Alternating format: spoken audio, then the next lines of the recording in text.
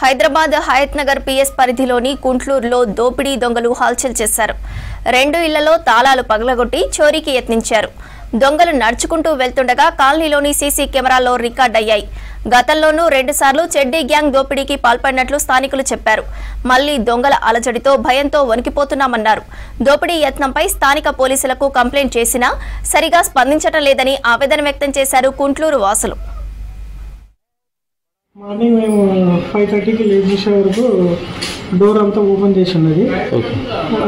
చూసేవాళ్ళతో అక్కడ కింద లాక్ పడిపోయింది, ఇవన్నీ ఉంది. చూసి ఇమీడియట్లీ మా పక్కన వాళ్ళందరికీ ఇంటిమేట్ చేశాను. చేసి వాళ్ళందరూ చూస్తే ఇట్లా వచ్చి పగలగొట్టినట్టు చూసాను. ఐరన్ రాడ్ లాగా ఉంది, చేతిలో ఒక బాటిల్ కూడా ఉంది. నాకు ఆల్రెడీ సీసీ ఫుటేజ్లో కూడా అది క్లియర్గా కనిపిస్తుంది. మా ఇంట్లో మా ఆపోజిట్ కూడా ఆ బిల్డింగ్లో కూడా సేమ్ ఇలాగే కట్ చేసి వెళ్ళిపోయారు. వాళ్ళు కూడా అసలు ఇంట్లో ఎవరు లేరు. ఇక్కడ మా దగ్గర అయితే 4-5 మినిట్స్లో లోపలికి వచ్చి ఇల్లు మొత్తం లోపల రౌండ్ చేసుకొని గోడ మీద వచ్చి వెళ్ళిపోయారు.